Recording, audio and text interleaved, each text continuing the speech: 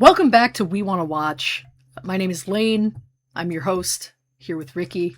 This is a podcast about movies that we want to watch.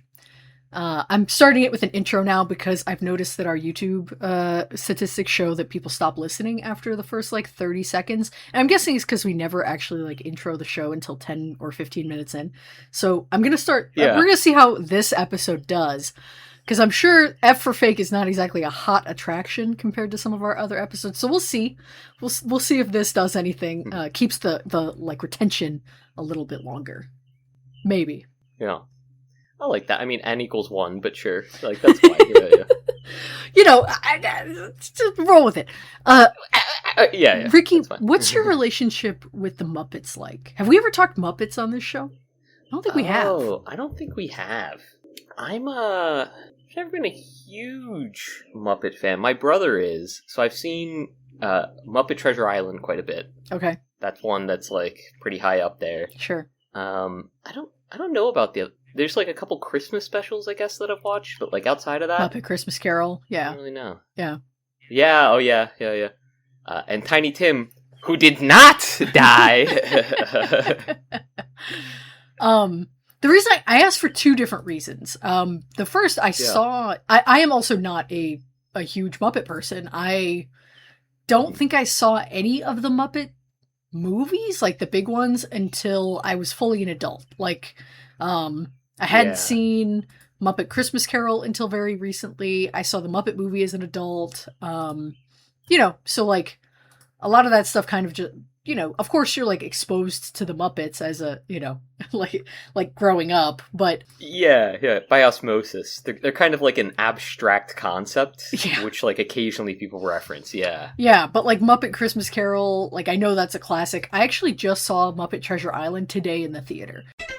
Hey, just dropping in from post to say that we'd recorded this episode in early August before Hayden Panettiere's passing. Kind of regret how flippantly we talk about child stars in this episode, so I just wanted to put that context out there. It's a little strange to listen to without it, so just, keep it in mind while you listen. They did a re-release of it, and I'd never seen that one. Did you like it? I liked it. I thought it was fine. It's fun. Yeah. Is that your favorite, I guess, of the ones you've seen? Yeah.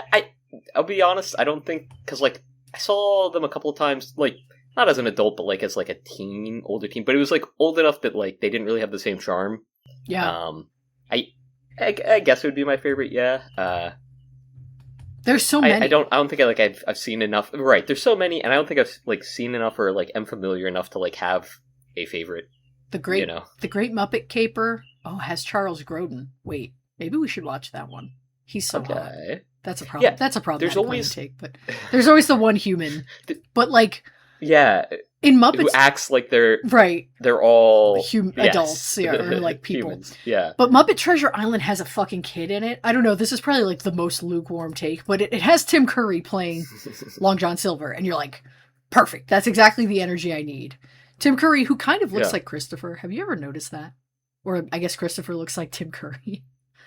If Tim Curry was Japanese, Yeah. All movie, I was I'm feeling weird. Watching this. There's something happening. I don't know about that. But the kid, the kid who plays Jim Hawkins, the little pirate kid who, whatever, just a fucking waste of space. Get that guy. No offense, it's a child actor, but we don't need that. Just fucking, it should have been a different Muppet. You should have just put Miss Piggy in that role or something. Because a kid is tough. Yeah. I feel I kind of feel that way about any child actors in any movies. It's really hard. Tough. Yeah. There's a couple of times where I'm oh, okay, that makes sense, but few and far between. And rarely am I oh, this was a good performance. Few and far between. Yeah. Have you seen AI? Yeah. Your Discord namesake in our Steven Spielberg themed group chat? Have you seen? No. Yeah. No. That's a great child actor performance from Haley Joel Osment, obviously also from The Sixth Sense. Future We Want to Whale, The Sixth Sense, but that movie's great. He's really phenomenal. That kid could fucking act. I mean, I'm sure he can still act, but I feel you have to get him really young. I feel the 9 to 13 age is really tough for a child performer. But like a young kid, like Macaulay Culkin too in Home Alone. I was going to say Macaulay Culkin is like the one that's like, okay. But it's also like the movie kind of revolved around him. Anytime that, or at least a lot of times that you have a child actor, it's rare that like they're the star or like even one of the main characters. Yeah. They're usually like an offshoot. So it's kind of like they don't have to be that good, but it's glaring how awful they are at the role generally. So it's like, wow. That's crazy. He was 10? Macaulay Culkin was 10 years old? I would have thought he was 6. He's obviously playing younger, but like, wow. That's crazy. He's a fucking master. That guy, I hope he's rich forever. Like, I hope if there was ever a celebrity. I mean, I know it, like, yeah. Yeah, I mean, him doing, like, those movies and getting into, like, the limelight super young definitely, like, fucked him up. Totally, right? yeah. So he deserves to be rich. Like, if anything, he can be. Yeah. I feel no hesitation. Our one billionaire. Yeah. No guilt on that. Yeah. 1 billionaire. Yeah. 1 ethical billionaire. Yeah. He's cool. He seems like very well adjusted and everything as an adult too, you know, for being a child, so. It seems like he worked through a lot of that stuff. Yeah. I mean, but also like the dark side of that is like Ned's Declassified. I don't know a lot about most of them, but I know one of them, like, he actually went like insane and he became, I mean, like, oh sure, I don't know, like just off of drugs and stuff. And it was like, it's kind of crazy how like I feel like the TV kids are way worse off than the movie kids. I guess there aren't like there's a lot more overlap kind of in the adult or not adult age. Like the age of our childhood and like a little bit before, like there weren't as like Macaulay Culkin didn't do TV to my knowledge, or like Haley Joel Osment I don't think did. So, you know, it feels like the Disney Nickelodeon pipeline, like that really chewed those kids up, you know, like Lindsay Lohan and all of them, you know. So I think it's just was she even so like she might not have even been was Lindsay Lohan in TV? I don't know. I have no idea. But I couldn't tell you. Still, what was that, Camp Rock or I don't know. I'm gonna try to throw darts at this board. No, she was a movie star. She I don't think she did any TV. But so like at least not, you know, she wasn't in like Disney shows or Nickelodeon shows. Like I think you're gonna say it's so demanding, like for a kid. Well, no, I mean I was going to say that like it introduces you to like just such a different lifestyle so early. Like with a movie, like it's like a year of your life or whatever, or like however long you're shooting for. Right. But then you're kind of done. Yeah. Right. With the TV show, it's like multiple seasons. Like it could be forever, set, very long time. Like, I mean, and it's also like more promo deals. Are you doing coke on the table? What's going on here, Lane? No, I'm not doing coke. They just like bending over. I see them come up and like they're rubbing their nose weird. Like, what's happening here? No, I'm getting lotion. I have a dry. I got out of the shower like 30 minutes ago. I need to lotion my ashy knees. Like, sorry. I noticed my knees were really ashy and I wanted to lotion up. Sorry. To our watchers, don't be fucking weird about it either. Don't. I don't think we have any horny watchers, right? They're all very chaste. No. This is a chaste show. I don't think any of them would be turned on by ashy knees either. On our Orson Welles episode, very chaste. Our most chaste episode. This one's going to be.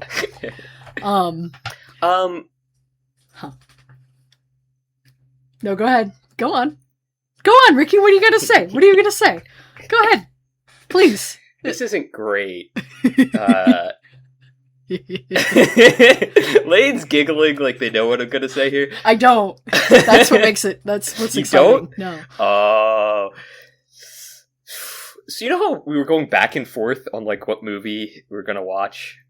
Did you watch the wrong movie? I definitely watched the wrong movie. And then when you mentioned F for Fake a couple of minutes ago, it like clocked. And no, Ricky, and I've we've sort of never been looking done for that. a time to mention this. Fuck! This is the first time. What did you watch? Wait, what'd you watch? Could I pick? Dark Blue. Did you really? Kurt Russell. Oh my god! Because you started, because then we started talking about Kurt Russell, and I was like, wait, maybe I'm not wrong. And then you brought it back, and I was like, no, I definitely did fuck up. My bad. Ricky, oh my god. Well, okay, but when you were like, if you need my login for HBO, I was like, I'm watching this on the VCR. I thought you meant you had a VCR. I made that joke because I was doing the no, because I was because it was Dark Blue. I was making that joke, and I was like, all right, well. Fuck. Well, God, this is like the best an episode has ever gone so far. Now it's all ruined? Yeah, it's kind of impressive. Well, I mean, we can use this intro when we record the rest of it for our actual episode. This is so fucking crazy of you. This is crazy. This is pretty bad. I'm sorry. I've just had a tough week. I just wasn't thinking. I don't know. My bad. We did also cycle through 15 movies when we ended. I completely forgot that I mentioned F for Fake. Like, that didn't even register as, like, a possible movie for me to, like... Future Lane cut in Ricky from the previous episode reading the title F for Fake from 1973, directed by Orson Welles. Next week we will watch F for Fake from 1973, directed by Orson Welles. Oh my god. I can't believe you let it go this long. I can't believe you let it go this long. That's so crazy. What, like the intro? Yeah, like 10 minutes. We've been talking for 10 minutes. Alright, so we're gonna still make it an F for Fake episode. Do you wanna... Oh, okay. F for Fake is only 90 minutes. You want me like watch it right now? I mean... Record at 9? Fuck you. Don't say it like that. I mean, what do you want to do? Asking. Yeah. Do you want to watch Dark Blue and I'll watch F for Fake? And then we'll make it a double feature. 90 minutes and we'll make it a double feature. Okay. Sure. Alright. I'm unemployed. I'll have to wake up tomorrow and you wake up at fucking 10 p.m. anyway. So. Yeah. Okay. So see you at 9? I guess. I'm gonna pause. Yeah, I'll stop my record here. I'll also pause. New era. Do you know the scene in Heat where Al Pacino's character he goes to talk to Tone Loc in like the junkyard toward the beginning of the movie to get like info on... Yeah. Yes, I do. And you know how he leaves that scene? Where he goes, "Don't waste my motherfucking time!" That's how I feel. Don't waste my motherfucking time! Yeah, that's how I feel having fucking spent my night watching Dark Blue from 2002, directed by Ron Shelton. I'm pissed off. I'm mad. What? Like, why didn't you just say, you know what, don't watch it? Like, why didn't you, last week when we talked about this, when you brought this up, I was like, I just feel like this movie's gonna be nothing. Like, I just feel like there's nothing. You think there was nothing to that at all? The movie's not nothing. It's worse than that. It's worse than nothing. It's not worth our time. Okay, I'll admit, that's like to our watchers, do not watch Dark Blue. Don't watch it's Dark like a Blue, direct-to-TV even if it is movie. Free on Tubi. I'll give that to you, right? It's not. Is it direct-to-TV? I don't think so. No, I mean, it deserved to be, though, right? Did the version that you watch have, like, actual curses in it? Or... Yeah, I didn't watch... See, when I do something for this podcast, Ricky, I make sure I do it the right way. So I don't watch the censored version of... I'm sorry, I'm not going to be nice to you today. Today's not the day. That's fine. Push back our record by a half hour, and you're late to that. Airing your shit out. Ricky lives in now on... Whoa! I can't remember your full address. Street. Okay, yeah, cool. No, Dark Blue was, just a complete waste. Woke One should have obliterated this movie out of existence. Like, this movie should have been fucking Maoist struggle session, like, off of the face of the earth. I can't believe it's still available. I don't know. Do we have anything, like, interesting to say about that movie? This 10-minute digression. Yeah. Remember at the beginning of the recording where I was like, I'm going to try and get people to engage longer than the minute. That just went out the fucking window. Anyway. Well, no, we got them for the first 10, and then they're out, right? Anyway, yeah, I don't know. It's kind of funny the way his partner gets killed. Oh my god. By them off the roof.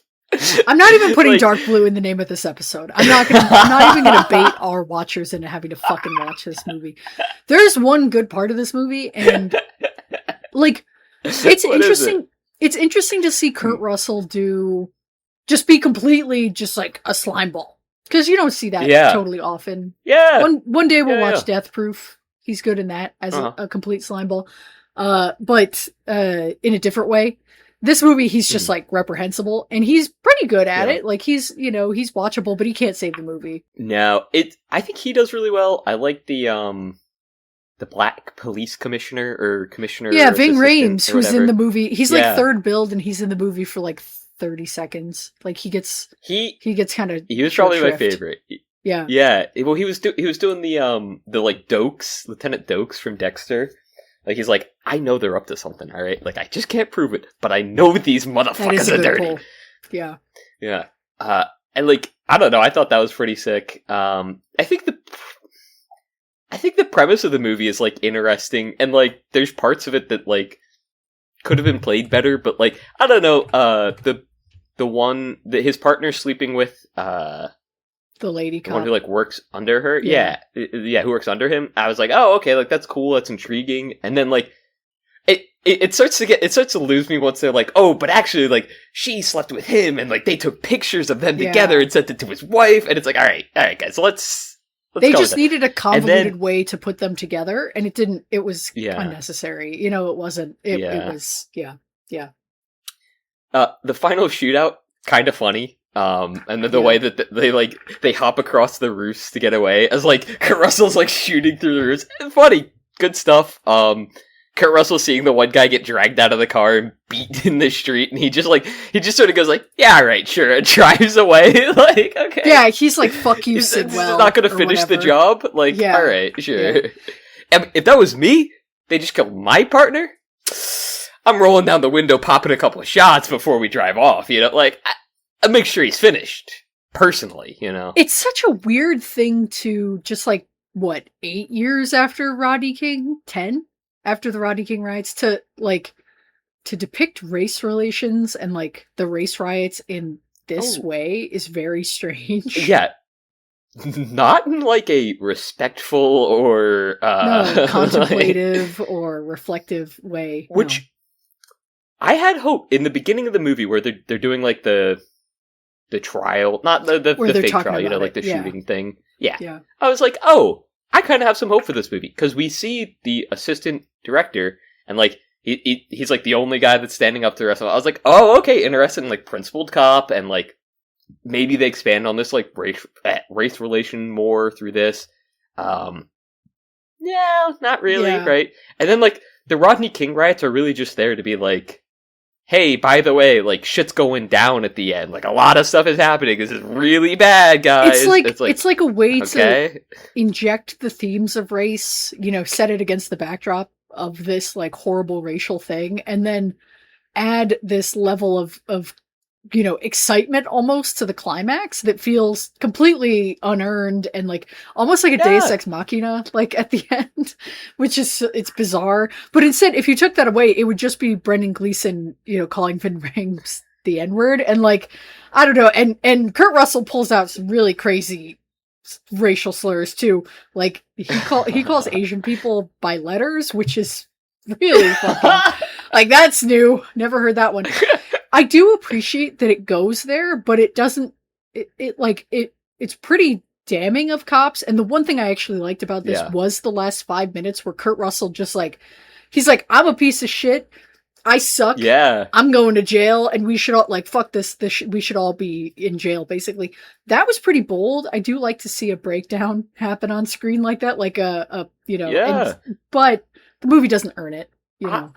No, and I feel like it like, I mean, obviously it doesn't redeem his character at all. No. I wanted anything after that. Like, even a scene of, like, him going to his partner's funeral, and then, like going into a cop car afterwards, right? Like getting, like, the head duck and everything as he's, like, going to the, like, just something like that to be like, oh, okay, like, yeah, like, because they uncuff him at the end. He's like, nah, uncuff him. Like, yeah, I think the idea is like, we have bigger fish to fry right now, and so we'll come back for you. But yeah, you'll get a lawyer. I get that, but it's also like, I feel like it defeats a lot of the purpose of like of that speech at the end, where he's like, yeah, like, we're all pieces of shit, and he's like, listen, like, you should put me into custody right now. Like, I shouldn't be on the fucking streets. Like, I am the horrors that we are trying to prevent, you know?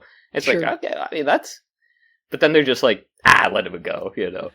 We got the Rodney King race riots going on. We gotta deal with that first. It's like, okay. I guess. I guess I see it more as Ving Rhames showing one little bit of mercy before this guy's life is completely fucked. Like, he knows his life is fucked. He doesn't need to come at, like, you know, bring the hammer down on him right now. I mean, act of mercy. That's what I'm saying. Like the funeral, like I feel like just like the funeral would have tied a lot of that together for me. We would have got to see the uncle like I think maybe regret some of his actions at any point. I don't know. I think just instead of the one time that they play Fuck the Police, they should have just played it ambiently on a loop in the background of the movie. Anyway, let's talk about F for Fake from 1973, directed by Orson Welles. Let's not waste any more time on Dark Blue. That's fine. We can move on.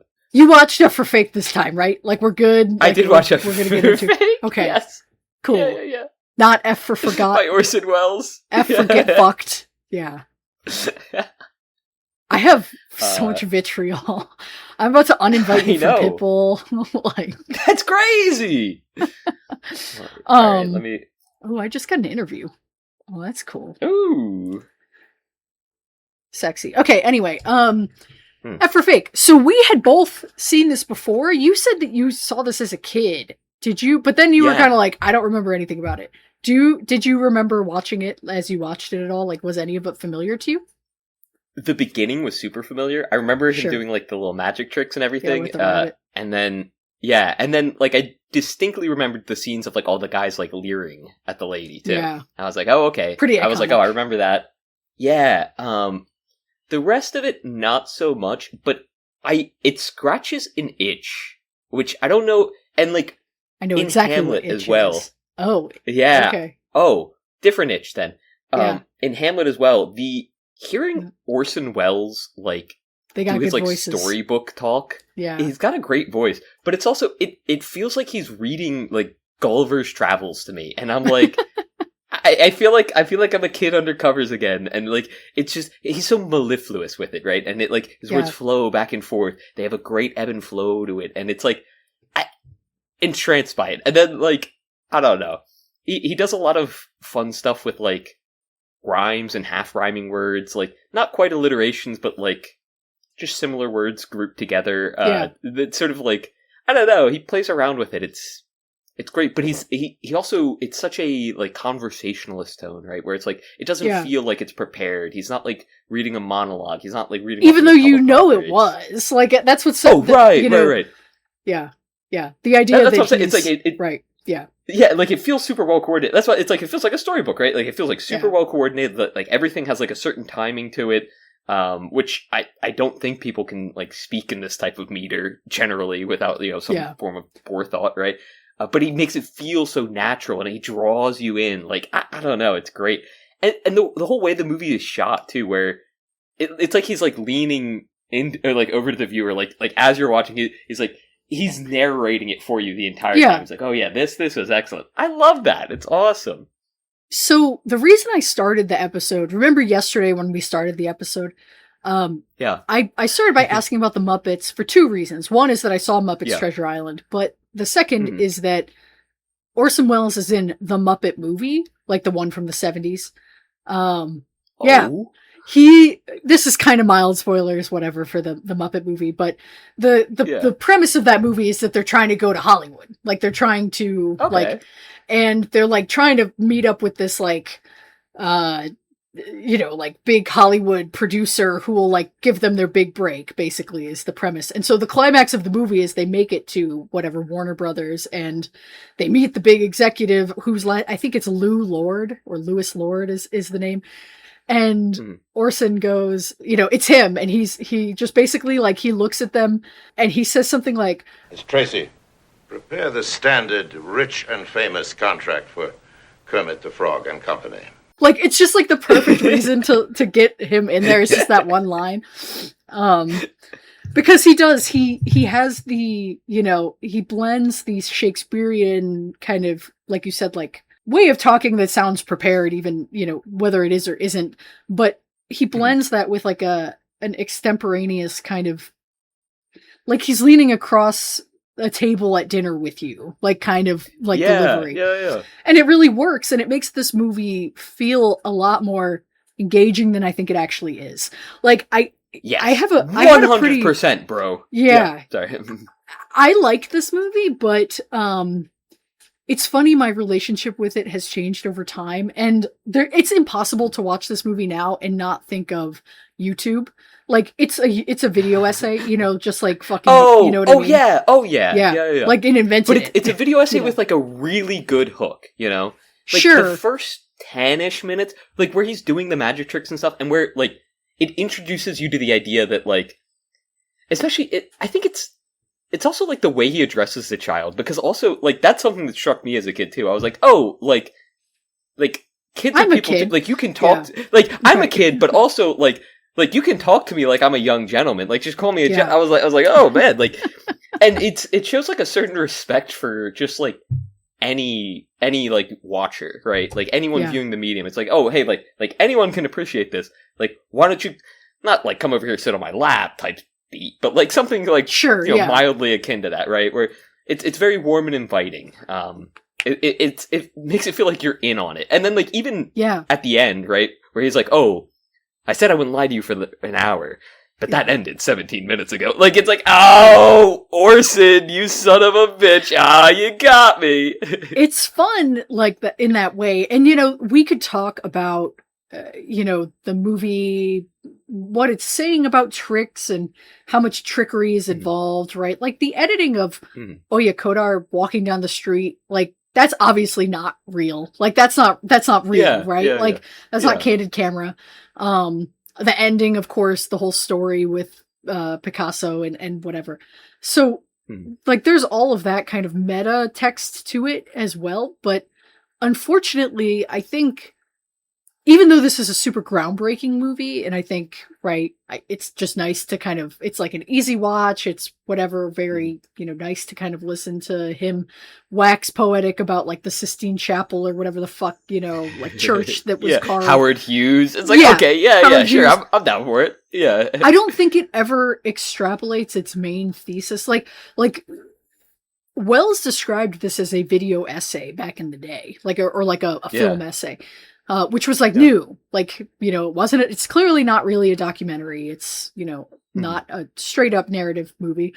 But an essay has like a thesis and a kind of a climactic end, right? And like this movie doesn't. It kind of meanders, and it doesn't really take the idea of like, what is authentic? What does it mean to be fake? What does it mean to be a trickster? If you're a trickster here, are you a trickster there? Like, it doesn't really do much of that. It just asks a lot of questions in a really nice kind of like mellifluous tone, and doesn't really reach a higher height, which unfortunately, like, if this movie spent 10% less time ogling the female form and instead, like, I don't hate that, but I wish, if the movie was going to spend so much time on that it would also spend a lot of time developing like its ideas a little further, and it just doesn't do that.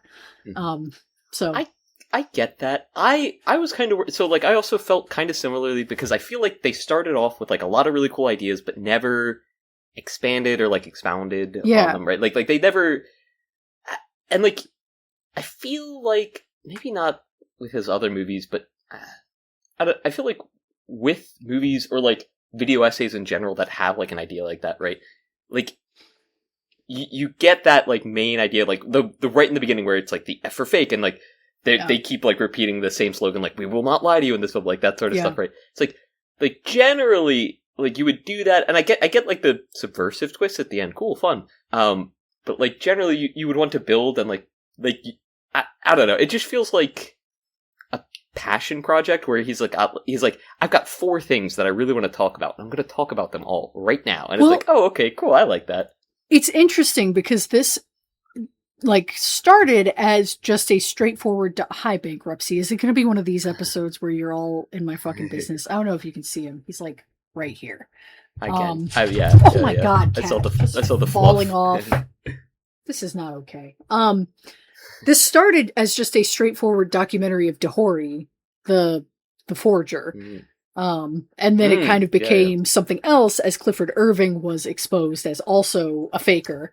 So then it became, then it's like, well, how do we make this, about both things? And does it become just about authenticity in general and whatever? And of course, the Howard Hughes piece is like fucking catnip to Wells because of all of the Citizen Kane shit.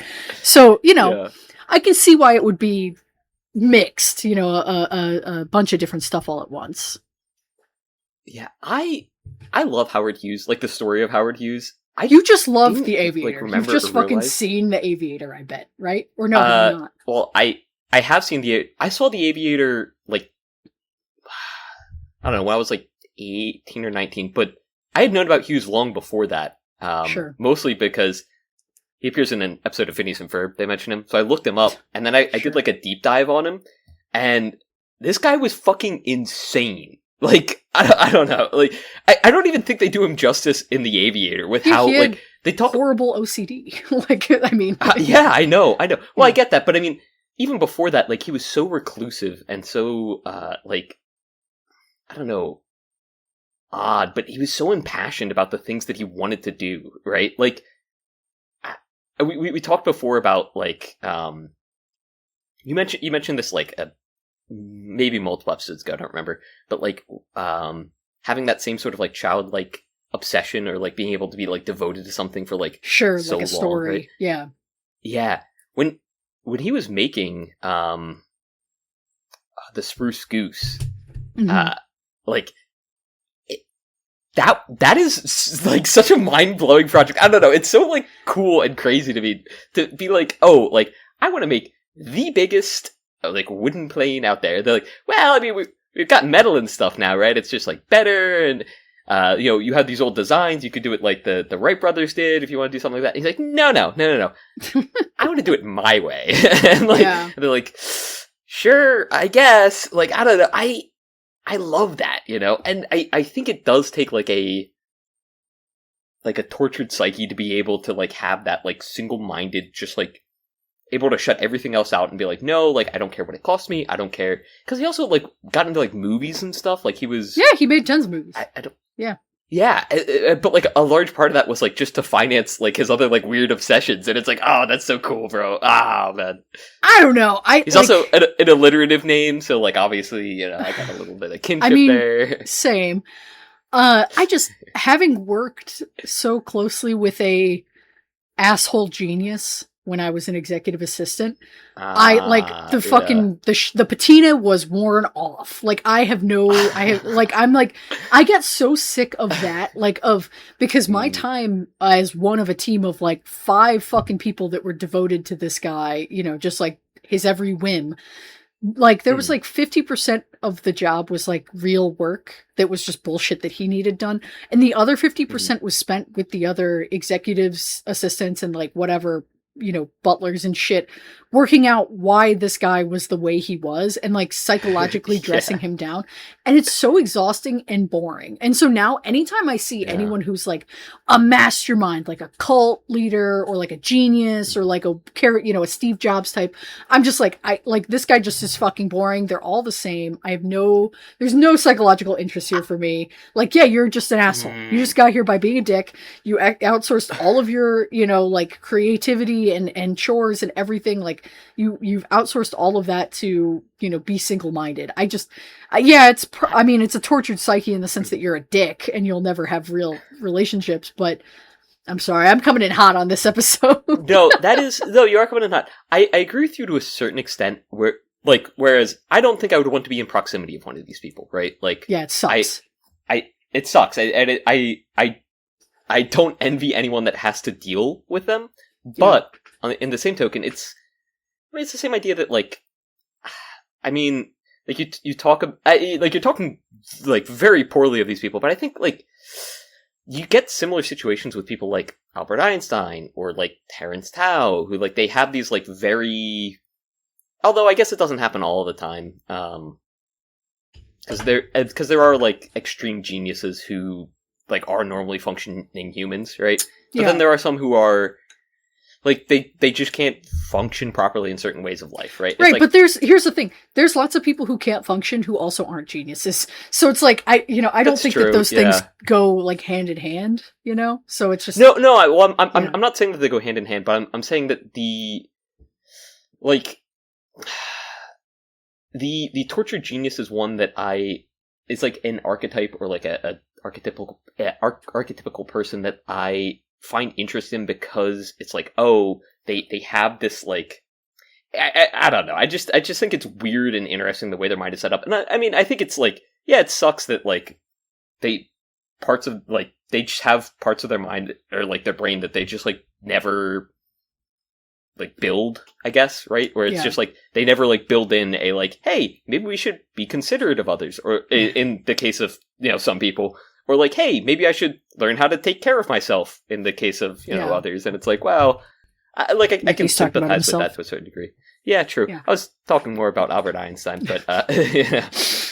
I am not a tortured genius. I am a tortured idiot. But that's what I'm saying. You know, you can be tortured and not be a genius.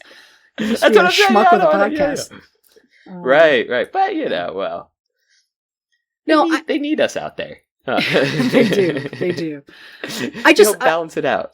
It's we've given more thought to that in Howard Hughes than this movie does. You know, in that like last 5 minutes of talking. True. Yeah. Because this movie is more concerned with like, yes, he has his eccentricities, and they talk about like the sandwich in the tree, and you know, how he rented out like this strange place in Las Vegas or how Las Vegas is a strange place to try and be reclusive. Like all of that is funny and interesting, but I don't, you know, just bring it back to like YouTuber essays or like video essays as you understand them now. I don't watch a lot of that stuff.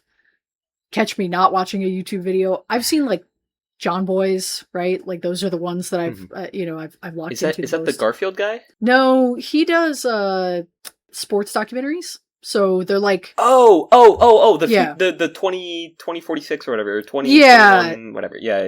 Yeah, 2776 or 17776, whatever it is. The one where it's like numbers, football is crazy in the future. Football in the future. Yeah. And it takes up like the whole continent. Yeah. That's yeah. So, but like, I like his stuff. What about Summoning Salt? No, I don't know who that is. Okay, never mind. Yeah. He does like Mario Kart speedrun records, right? Oh, cool. And this movie reminded me a lot of one of his videos because, I mean, obviously he has a very different like cadence and tone when he speaks, but he drops like a bombshell at the end of one of his videos, which is like really fun and cool and interesting. But he never really breaks off into these crazy tangents. I mean, sometimes he does though, where he'll start talking about like, I don't know, the frame delay input and how you can like break a Mario game by like, oh, if you like B-hop into this corner and then like set your controller down like perfectly and then wait like 3 days, like 72 hours. Sure.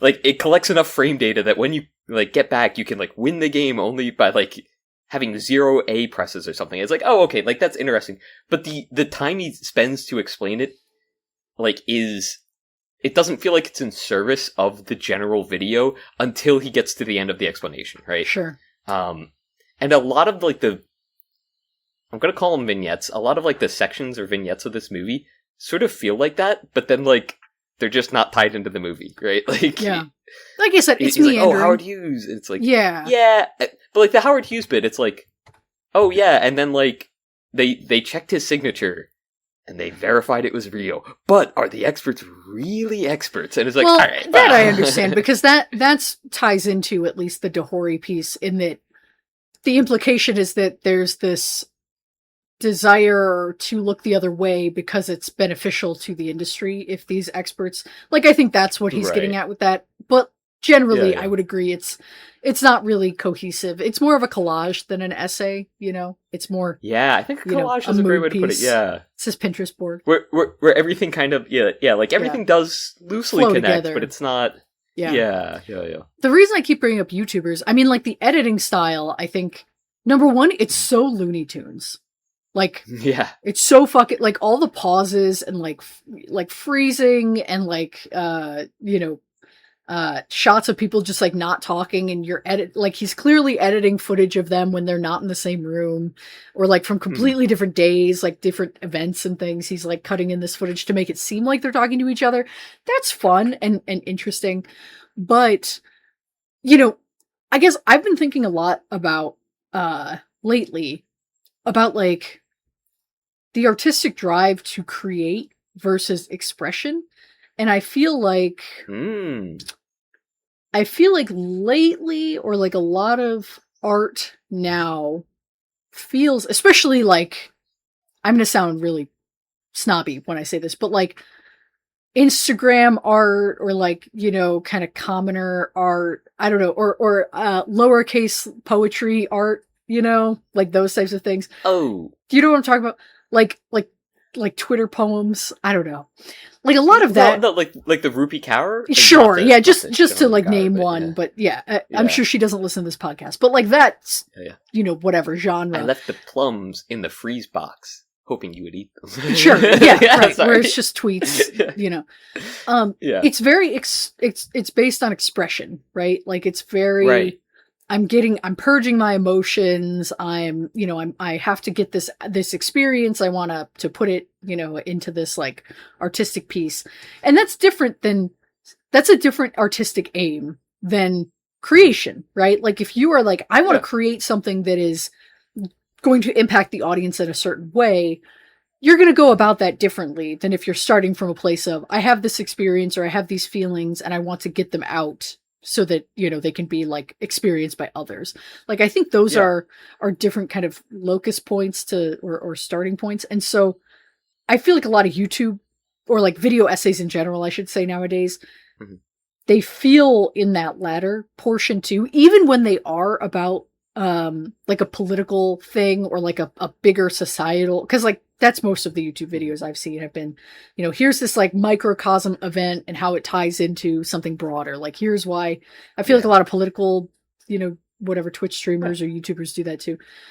And this, even though it's not necessarily the most engaging thing on a higher plane or like a broader societal level, F for Fake does at least feel like this is a singular creation. This is not about Welles trying to like get to the root of his guilt about his like whatever lies along the way or his charlatanism at, through War of the Worlds or whatever. Like that is kind of refreshing in that it doesn't come across as self-obsessed the way I feel a lot of that kind of art that comes from a place of expression does. Does that make sense? Mm-hmm. Yeah, so are you saying that it feels more expression or I think it feels more creative. Yeah. I feel like more I was going to say that, yeah. And because this movie is talking so much about,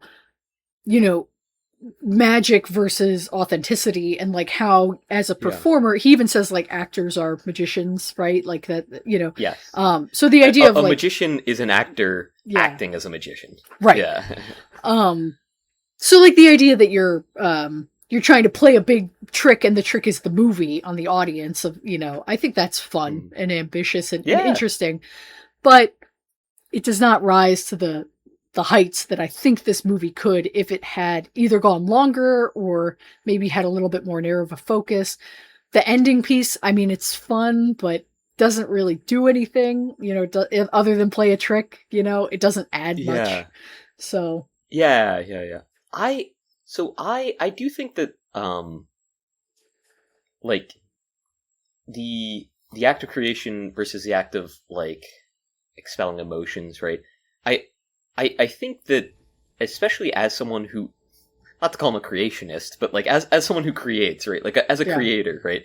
I think Orson Welles probably, I don't know his psychology that well, I don't know the guy, but it feels like this movie is definitely like something that he was like, oh, like as it transformed, he was like, oh, you know what, like this could be like a bit of an outlet for me as well. Yeah. And almost like he's trying to, in some points, view, especially the main forger that like we sort of like spend a lot of the time with, view his life through the lens of, well, if he was to make like an autobiographical movie about himself, right? What would he like to have expressed, right? But that is such like you have to construct your way up to that, right? Like it's you definitely have to like build up and around in order to be like, hey, so like these are the parts that like lead up to like why this guy was the way he was, and then like these are the things that he did, and it's like. And it is interesting that, like, Welles sort of, like, throws himself in there, too. And he's like, well, I guess I did sort of, like, get on the radio. Yeah. He's like, but I think people would have thought it was ridiculous if they could see what I was talking about, right? And they would have, the illusion would have been gone. And I feel like that also kind of, just thinking about, like, the expression versus creation, I don't know. I feel like maybe it's easier for audiences to be cynical of expression than creation, right? Oh, I disagree. Where, well, I mean, let me finish. I think that, like, well, I don't know. Maybe I'm off base here, but I feel like with probably movies that are sorry, I often am with movies that are like come from a place of I want to create, like you said, they're curated towards giving the like certain cues for the audience to feel certain ways, right? Like they're trying to right.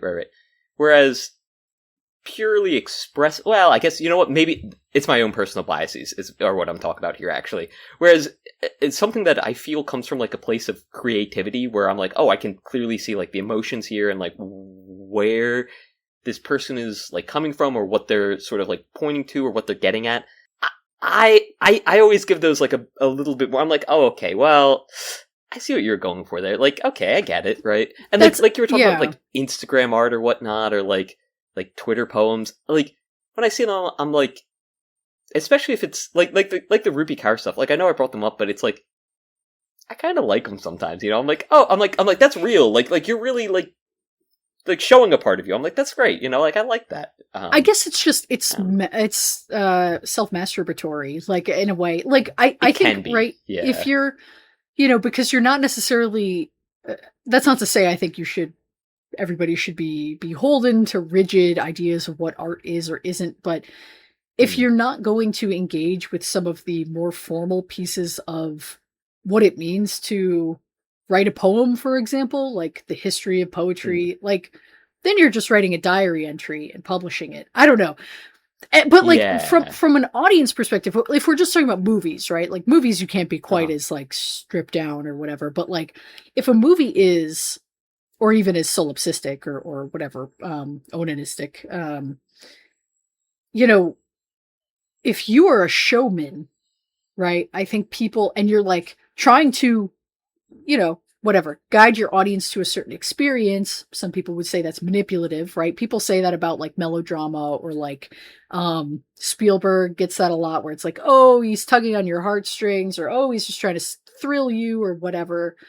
I think like sure, right, right. Yeah, that's what he's going for. Even though there is expression in that, that's not his goal. I think when he's making a movie, his goal is not to say, I need to record what it was like to, you know, have daddy issues. Like that's not his goal. Whereas like I think if you have a piece of art that is extremely raw and extremely stripped down and extremely focused on a singular vision, that's like, this is just like the person putting their emotions, or like trying to, you know, like make you feel what they experience or depict their experience kind of like wholesale, I think people are more willing to give that kind of, cut it some slack, because it's like, well, that's their experience, like that's so real, like I'm how they're stripping themselves bare, like that. I feel like audiences are maybe more charitable and less cynical about that, towards expression, expressive versus, yeah. I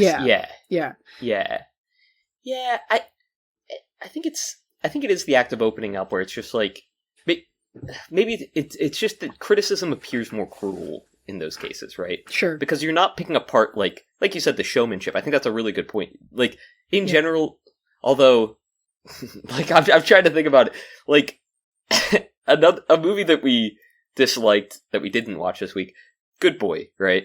Mm-hmm. Would you say that, like, which category would you put that under? Fucking neither. Just stupid. I like. So, I honestly, I would say that is more of an act of expression, because it's like that whole fucking movie is premised around, we love our dog so much, we think this dog should be the fucking star of a movie. Like, I don't think that that's like they're trying to guide you toward feeling a certain way. Like, I don't think that that's. I don't feel like they set out from that.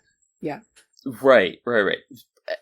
I mean, I agree with you there, right? But it's funny because a lot of what like we took apart in that movie was like the lack of showmanship, right? Because I feel like the lack of formalism. Both of these acts of that's creation, what I'm talking about. Yeah. But even where, and like the after credit scene where he's like, oh, actually, I used the not Schadenfreude, but you know the effect, right? I don't remember the name. Kuleshov. But yes. Yeah.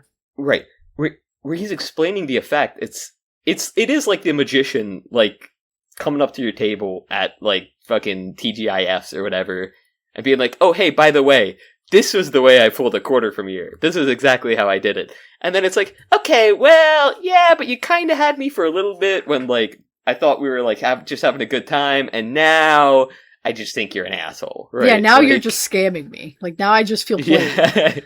Yeah. I fucking hate that guy. I hope that guy never makes another movie. Remember when people were like, we should nominate the dog for an Oscar? Those people are... I don't remember that. That's insane. That. Yeah. I'm glad I didn't People were like, that. We should create an animal Oscar category, which, like, just, like, of all of the fucking animals in the last 10 years to warrant it, that dog is at the fucking bottom of the list. Anyway. I was going to say, we should have an animal Oscar category, but it should, like, retroactively include, like, all of the horses from Lord of the Rings. Or, like, yeah. Yeah, I could like name 50 Benji, animals before. You know? Like, yeah. Oh, man, I hate that Let's get dog. some real stars up on that screen, you know? Yeah. I guess, you know, this movie was, like, panned at the time. People thought this movie was, like, Dookie from a butt, for real. This movie made, like, negative money. It came out, like, 5 years after it was made. You know, it was one of the ones that kind of, I think, put Orson in the ground, probably. But of course, it's been reclaimed. I don't know. Yeah. I have a fondness for it. I think it's a fun movie. I don't think it really rewards you more on multiple watches. This is probably the fourth time I've watched this movie. I don't think it would either. Yeah. Yeah. And it's fun, and there's definitely, like, I don't know. It's almost more interesting to talk about than to watch. It's one of those. It is, because it's so trance-like, right? Like, where I felt like I entered a fugue state as I started watching it, and then just, like... That's just because it was midnight. At the end, I was like, that's true, yeah. Clocked. I can't believe No, but, something I will say, because, like, you mentioned it's very similar to YouTube, like, video essays.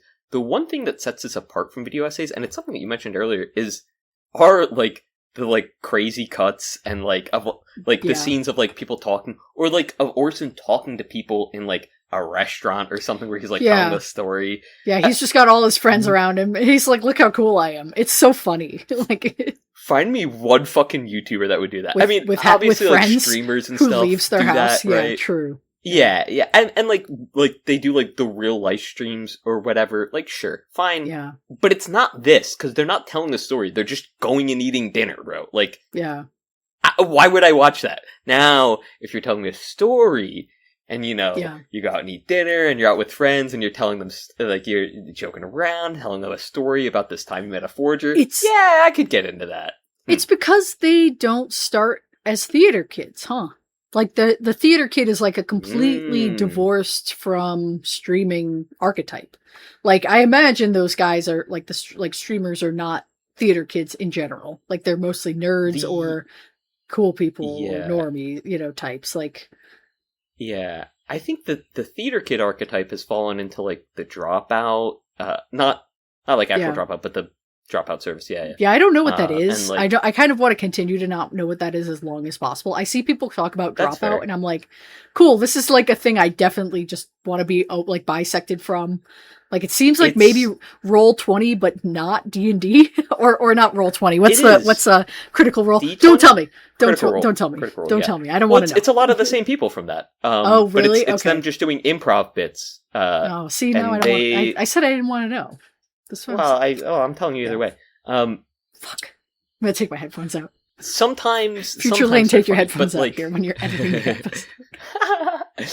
It's game shows, right? Like improv game shows. Yeah. Well, yeah. But then they also do, like, have.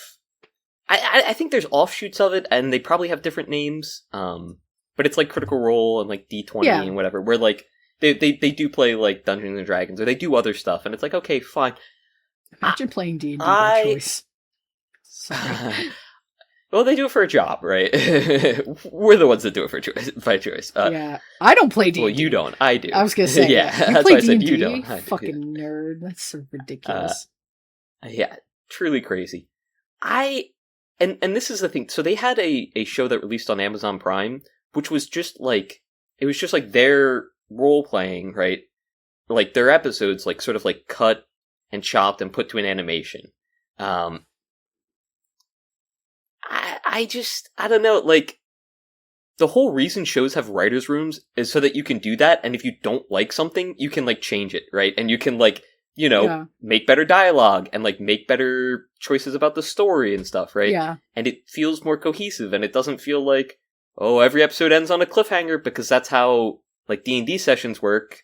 So, like it feels, like, very, very D&D session-esque, because it's like, oh, like, I guess we're sending you on a quest, and, like, you get to follow them off to their quest, and like, at the end of every session, like, oh, what's the big pull for the next session? Like, how are we going to get everyone to, you know, follow this schedule? And that kind of sucks. For me personally, right? Sounds and like then same thing with, same thing with a lot of, like, improv. It's just, okay, like, this is cool and fun and all, but there's a reason improv is, like, best suited for hanging out with your friends and seeing each other for, like, a couple hours a week, or very short form comedy. Like, there's a reason that those are the two best ways to, like, exactly. Improv ruined comedy, like films. Like, that's the whole. I don't hate it, but I think it's a good, like, tool to use, right? Like, I think that, like, I think you can use improv in, like, a writer's room as well. Like, again, like, just bring it back to that example where it's like, I think that's, like, good and useful to have, but as a tool towards, like, making a better product at the end, like, that itself should not be your product. To me personally, but yeah, people love that shit, bro. They eat it up. And so if you do bits in real life to enough, like, nerds that are very in that crowd, they'll be like, oh, you're just like yada yada, and it's like, okay, well, no, I'm just trying to, like, tell jokes and have a real human connection with you. If someone said that to me, with me. If someone said that to me, I would think they called me a slur. Have I told the Steven Universe story on this podcast? No. Someone, one time I was at a frat party in college, and this guy came up to me and was like, "Hey, do you like Steven Universe?" And I was like, "No." And he's like, "Oh, you just see," because I've never watched it. Whatever. It missed me. I was not on that part of the event. And he was like, "Oh, you look like someone who'd be into it." And I was like, "Oh, you just called me a faggot. Like, that's what you, that was the socially, like, okay way to say that to me." But yeah. I've had the same thing with, like, college frat guys, but with Rick and Morty. That's the one that I always get. They just called you a cishet piece of shit. I mean, like, it's such a shame too, because, like, they never mean it in, like, a bad way, right? But it's that's the worst part about it. Yeah. It would be like a dung beetle walking up to you and be like, "Hey man, you look like you want some of this shit." Yeah. yeah. I got a ball out here. I've been rolling around for the last couple of weeks. You want to take a bite? It's like, dude, that's, like, great. I appreciate that. Fuck no. But, like, you keep doing you, man. And I don't want to yuck other people's yums. Like, that's my big thing. I know, you're a real yum yucker, but I'm not, right? So it's like, Yum yucker also has slur to it. I think Kurt Russell called somebody a yum yucker in Dark Blue. Yum yucker was actually the YouTube dub that they used because they couldn't have the real slurs. I'm pushing us across the finish line here. Do we have anything else to say about F for Fake? I need to see what that's crazy. Orson Welles still hot. I mean, still hot, yeah. In a different way. Yeah, he's got the cape. Yeah. Yeah. He still pulled that woman. He pulled Oya Kodar. So. Oh yeah. I love Orson Welles as, like, the magician type, as the he's like fun. Grand purveyor of a story that he's, like, walking you through. You know, like, that's. Have you ever listened to his War of the Worlds broadcast? You should. It's good. Once a really long time ago. I did enjoy it then, but I haven't heard it since. Yeah. I will check that sometime. Yeah. Yeah. Or I just love anything in that cadence, because, like, I brought up before the Simpsons, a guy was doing, like, an impression that was Maurice similar to LaMarche. his. Yeah. Yes, so good, so I still listen, like, every so often, like, because I just get this, like, weird little itch in my brain that I need scratched. And it hits it. The Hamlet talking to his father in the graveyard also hits that just so perfectly, you know? Oh, man. My God. Huh. No, I'm just... Where is Ken Branagh? What's he doing? He needs to be... I know he's off doing the Poirot movies, and he's doing, like, Mission Impossible 12 or whatever, but we need to get him to make it. Yeah. Well, I don't know if they still are, but he was. He made one of them. No, we just need him to come back and do I don't know. What hasn't he done yet? He did Othello. Obviously Hamlet. He could do a Romeo and Juliet. I don't know, direct it. Whatever, we'll see. He probably has. We'll find someone for it, you know. Yeah. Me. I'll be in it. I'll be anyone. Ken Branagh cast me. Just give me a role, please. Yeah. Do we have anything else to say about everything in my notes has been FFF.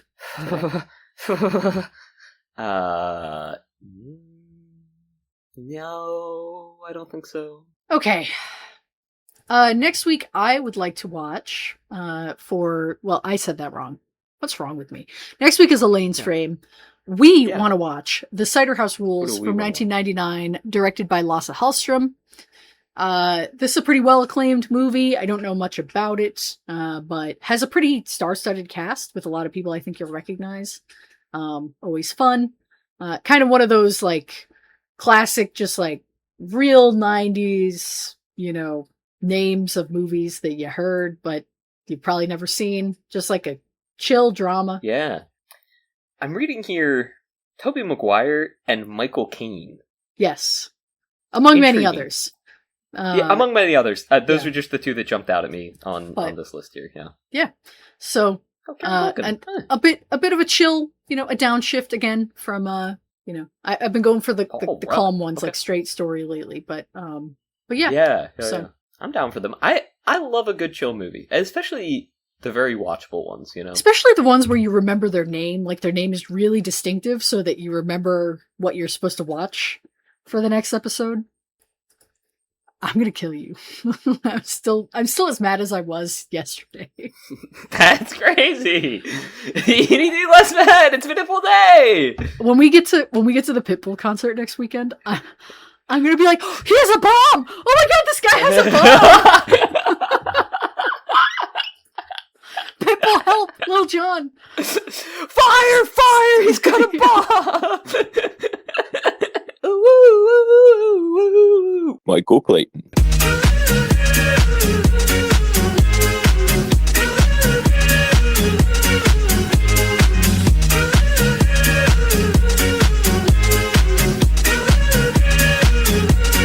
Michael Clayton.